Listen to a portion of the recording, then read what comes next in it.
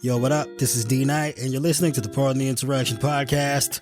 My oh my, we've had so much going on. For starters, in case you missed it, we've got a new addition to the Pardon Pie family, Tara Dublin. Make sure you go follow her on Twitter at Tara Dublin Rocks. Also, pick up a copy of her book while you're at it. Make her day, The Sound of Settling. A very fun and interesting read compared to the things we talk about on this podcast. But yeah, we're heading toward the do or die time for the 2024 election. Go ahead and hit up JoeBiden.com. Get that man like $1 a month or something. Help his campaign staff up and get prepared to try and save our democracy. And make sure to grab like one other person you know and tell them about the podcast. Make sure they subscribe and tune in every single week. We got a lot of things coming up for you this year. We need all the support that we can get. So if you do your part and help us grow our audience, we'll do our part and help elect Joe Biden in 2024 and save American democracy. And this is the Pardon the Interaction podcast. Yo, what up? It's your boy D Knight, and you're listening to the Pardon the Interaction podcast. We got yet another Pocket Pardon episode for you today. The insanity of the news does not stop, so neither do we apparently. But before we get to that, let's give a quick word to our sponsor, Sheets and Giggles.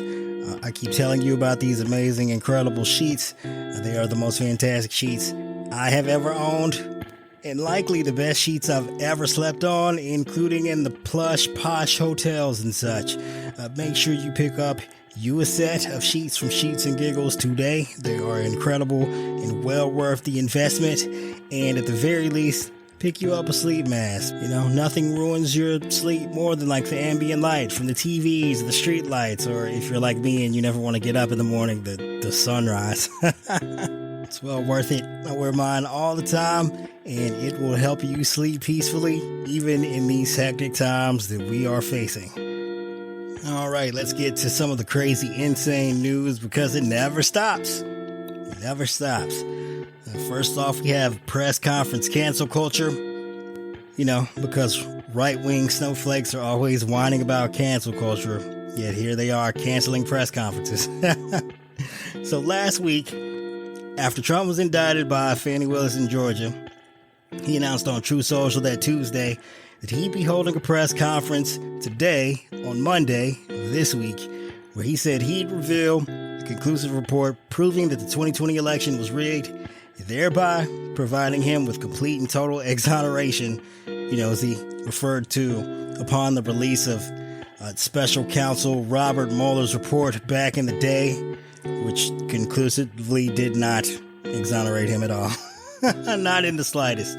Not even the tiniest bit. That post on True Social came hours after Trump railed against Fani Willis late that night, saying she was out of control and very corrupt, quote unquote.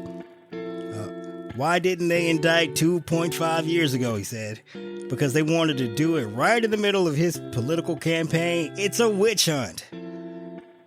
Totally forgetting that everyone knew that Fani Willis, as well as the Department of Justice, was investigating this for years. And he announced in like the days after the 2022 midterms, far earlier than any presidential candidate has announced in history. Just so he could interfere with the investigation. Of course, he conveniently left that out. You know, you're familiar with his work. You know how this goes.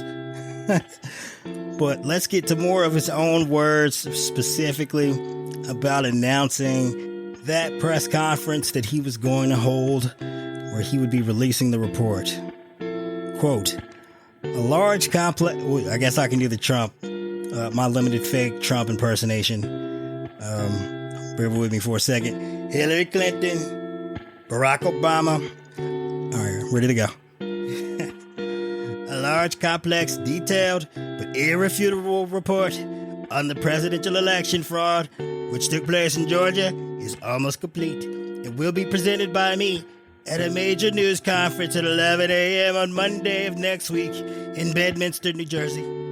Based on the results of this conclusive report, all charges should be dropped against me and others. There will be a complete exoneration. They never went after those that rigged the election. They only went after those that fought to find the riggers. I'm assuming that was riggers with a hard N that he was referring to there.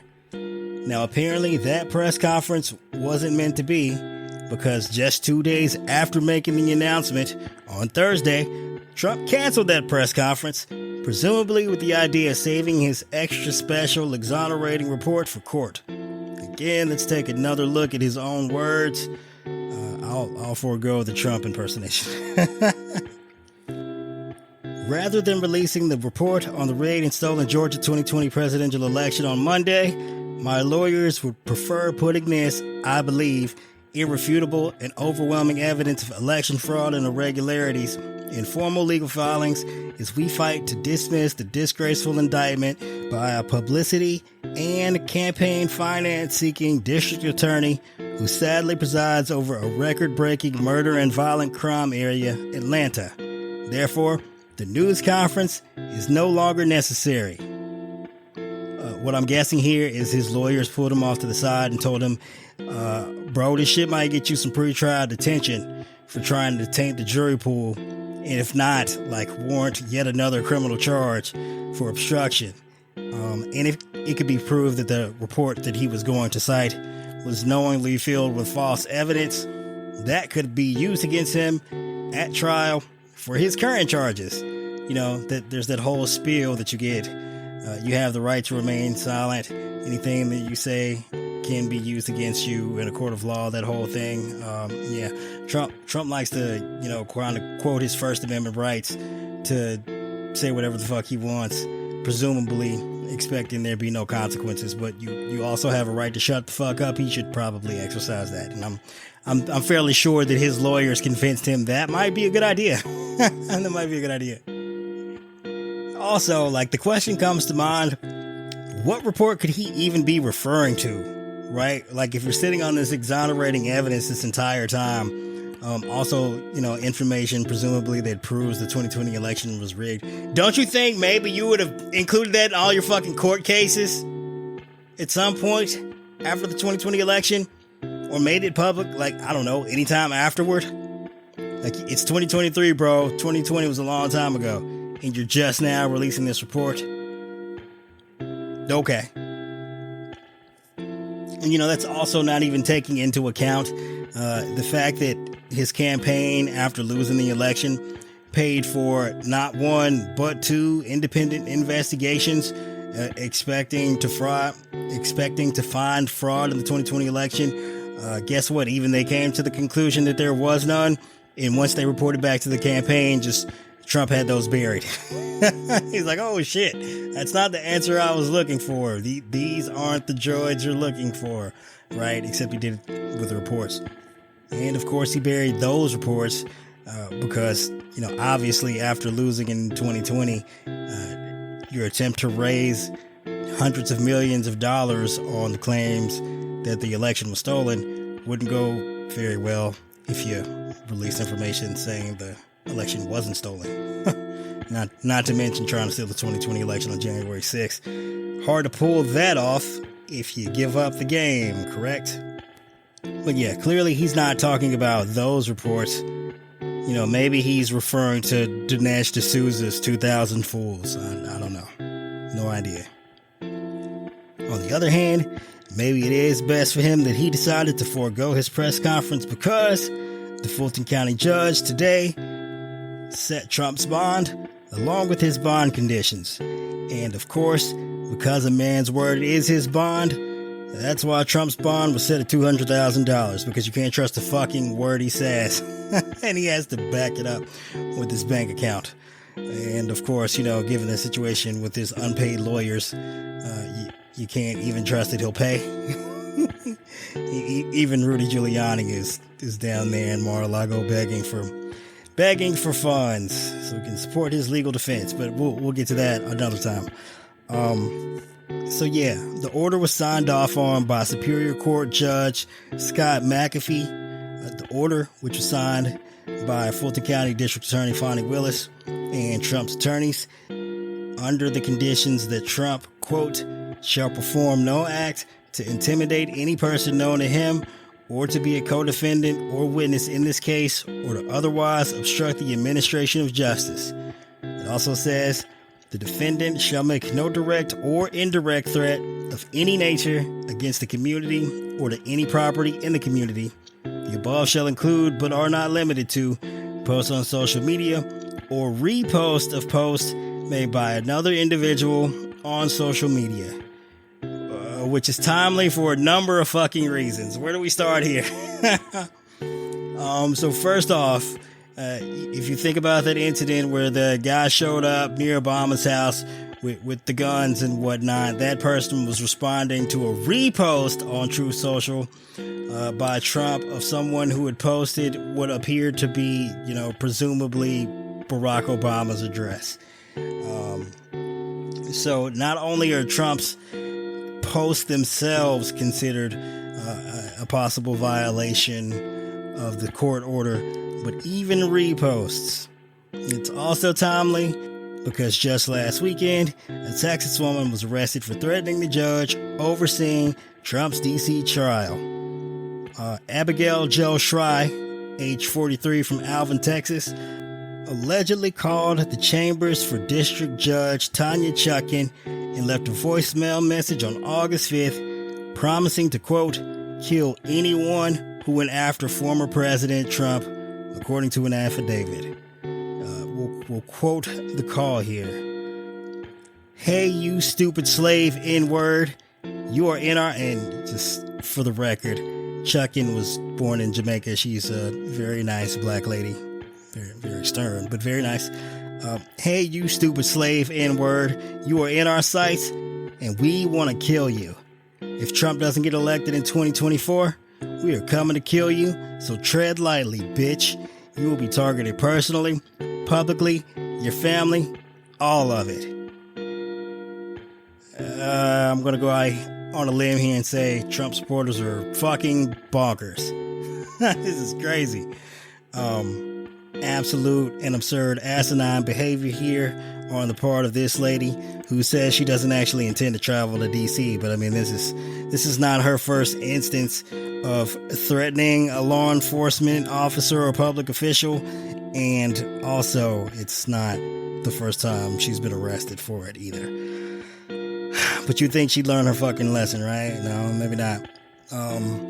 Again, now that Trump has been facing legal consequences for his criminal behavior, again, we haven't seen any large outbursts of violence on behalf of Trump from his supporters. And I think that's largely because, well, for one, the deterrent of having Merrick Garland spend 2.5 years locking up hundreds, if not 1,000 plus individuals who stormed the Capitol on January 6th, that's been effective, in quelling crowds and quelling people from engaging in, plotting these mass gatherings where they intend to do violence. A number of them think at this point, because Trump didn't pardon the people who attacked the Capitol on January 6th, they come to the conclusion that, like, anytime Trump calls for massive protests, with the idea being that he wants them to engage in violence on his behalf, they're calling it a sting operation by the FBI. Which is insane, because that would mean, like, the FBI is controlling Trump, you fucking morons, if you think it's a sting operation. Trump's the one telling you to do it. But yeah, also, like, the people who would be in a position to, like, organize these things and construct a plot to carry out a mass public attack, those dudes are in prison right now. Like the Proud Boys, Oath Keepers, 3%ers, whatnot. Like, the ringleaders all got hemmed up on charges, and they're not available to carry out Trump's requests here, which, given this is indictment number 4.5, like, his public outcries and requests for, like, the masses to come to his defense have dimmed down. I guess he's disappointed that no one showed up in New York and South Florida and DC on his behalf, and then he's like, well, I've rung that bell one too many times. I guess the well's dry. I don't know. Sorry to mix my metaphors there.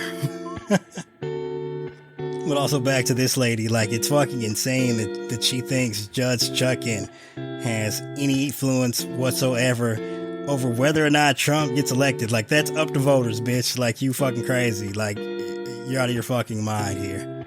Out of your mind. But again, this just goes to show that Trump's most fervent and dedicated supporters have had their minds rotted by brainworms. And of course, she's definitely not the only one. And this incident occurred after Trump posted a message on Untruth Social saying, "If you go after me, I'm coming after you." And he posted that after Chuck warned him against making any comments that could be determined to intimidate witnesses. So, my God, man. My God. Well, hopefully this order in Georgia will do more to keep the clamps on, his fucking insane ramblings on social media. If not, he'll likely face potential consequences that I doubt will be, pre-trial detention up until trial, at least on the first instance, right? She'll give him this warning. He'll step out of line once. The judge will haul him back in there and be like, "Hey, bro, this your last fucking chance. You better act right, or else." And I assume that's what we're likely to see. Here. But no matter how you look at it, it appears that Trump's criminality isn't up for debate. It's a little play on words here, because apparently Trump is skipping out on the GOP debates, or at least this one coming Wednesday that's being hosted by Fox News, right? So Trump has confirmed on Truth Social that he will not be attending the first Republican primary debate in Milwaukee this Wednesday, as he weighs several options for counter-programming in an attempt to upstage the opening event in the party's nominating contest. According to his own words on Untruth Social, quote, "New CBS poll just out has me leading the field by legendary numbers.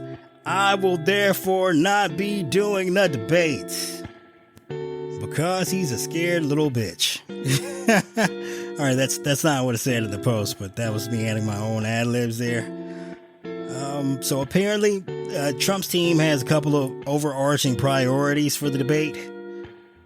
One being that he wants to publicly humiliate Fox News, which, I contend is generally the best course of action for anyone, whether it be Donald Trump or otherwise. But he appears to be irate with them over some of their recent coverage, which is practically fucking insane, considering they've been almost insanely loyal to this dude going on nearly 7 years here, ever since he wrapped up the GOP primary in 2016. They fawned over every fucking goddamn insane move he's made and every rat fucking bananas thing that he said. This dude has a weird fetish with demanding absolute loyalty from people and then torching them the fuck down regardless of how loyal they've been. It's wild. Really wild here. He apparently also considered swaggering into the debate at the last minute without giving Fox any warning at all. Betting that he would almost certainly cause the news coverage to swarm around his surprise visit at the expense of attention being placed on the other candidates and their answers. But apparently, he wavered on that option, and I'm guessing that was likely at the advice of counsel. I was like, hey, lawyers are like, bro, maybe you might want to calm that down. I don't know. The Trump team also explored whether or not he should do, a counter-programming move by scheduling his surrender to Fulton County in the middle of the debate on Wednesday, rather. Which would totally distract from everything that's going on with the other candidates. I mean, he just wants to starve them of oxygen so they can't get any fucking attention and whip up support so that they could be in a position to challenge him. This dude is just stomping out his opponents. I'm not rooting for Trump, but I'm also rooting for bad things to happen to other GOP candidates. So whatever, just let them take each other out. It's fine with me. It's also funny because Fonnie Willis was like, hey, the jail's open 24 hours, bro. Turn yourself in anytime. And dude was like, I'll do it in the middle of the debate. You know, apparently his lawyers talked him out of that as well, saying that Thursday would probably be more optimal. But again, the debate happens on Wednesday. It's likely not to be as massive an event the day of, but the little clips and whatnot will float around social media and the news programs the day afterward. And him turning himself in on Thursday would suck all the oxygen out of that as well. So it's not there's no way really for the GOP candidates in the debate to beat Trump at his game, at least not in this fashion, just because of the circumstances where he's been indicted and he's about to turn himself in. They're just not going to draw enough attention away from that to do any real good for themselves. And in fairness to them, in this limited scope of this one particular week, that's not their own fault. There's nothing they could do about it this week. But if they had consolidated their power over the course of the last couple of years and decided to extricate Trump from the GOP party, they could have united together and got this dude up out of there. And of course they'd still lose in 2024, but you could begin the process of reorienting the party and getting everything in order for a 2028 presidential run, if not an attempt to take back Congress in 2026, right? But these fuckers they're so short-sighted. They only operate by the most short-sighted and immediate incentives that they can't get a fucking plan together. And even if they could, they can't unite behind it. Fuckers getting what they deserve, I guess. I'm about to lose to a guy that's been indicted 4 times. A guy that couldn't beat, he didn't get more votes than Hillary Clinton or Joe Biden, and they can't beat that guy, and they think they're gonna win against. This is insane. Just what is going on? These dudes, man, it's just bananas. And one of the it's insane because one of the gripes that Trump has had with Fox is over the pictures they've been using of him on their broadcasts. Apparently he doesn't find the ones that they've selected to be very flattering of him. But I would like to point out that, dog, if you look in the fucking mirror, you will realize there are no flattering pictures of you. I don't know what his options are. Does he want them to post a pic of him hanging out with the kids and bringing them to play with Jeffrey Epstein? I'm sure as fuck he doesn't want that. Although it would be incredible if Fox did it.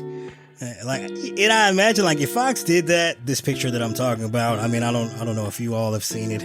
You likely have if you've been following me for any amount of time. But they're in this, I'm not entirely sure what the building is. Maybe it's some hotel or some sort of venue like that. They're on a balcony or whatnot. And Trump's got his hands on little Don Jr. and little Ivanka. And Jeffrey Epstein's right there having a drink. And Trump can't wait to bring the kids over to play. And also there's this creepy dude over in the corner who used to run a modeling agency in New York or something. He's extremely excited to see the kids. If you pull that photo up, he's locked in, ready to go, staring at the kids, creepy as fuck, in the corner. Some weird shit. He keeps the strangest company. But yeah, he was and this is Trump's words in reference to Fox News, they purposely showed the absolutely worst pictures of me, especially the big orange one. Bro, I got bad news for you. That's not Fox's fault that you look orange. That's your fault. You're the one who makes the decision to wake up every day and roll around in a pan of I don't know, Clemson Tiger paint. You look like a mascot for the Clemson football team, dog. You do that. That's not Fox News' fault. That's you. That's all you. You make that decision every day to paint yourself. You can't be mad at Fox News for not being able to fix the fact that you look like a fucking moron out here. You would think that a guy who's running for president, it's the GOP primary, the first debate is this week. He's facing multiple criminal indictments, a number of them involving an attempt to overthrow the government, others involving espionage, and this dude is worrying about how orange he looks on fucking TV. This dude is not equipped to do the job of president. He doesn't even have his priorities in fucking order. I cannot believe that we ever let this dude have access to the nuclear codes. What were we thinking as a country? I don't know. We're going to rectify that mistake and never let him back in the White House ever again. But before we go, make sure you subscribe to the podcast, hit the follow button on your app of choice, and hit the little notification bell so you can get updated every single time there's a new episode of the podcast available to you. And if you love what we do here, please share this podcast with at least one other person you know and help us grow our audience so we can do our part to help elect Joe Biden in 2024 and save American democracy. And that concludes this episode of Pardon the Insurrection.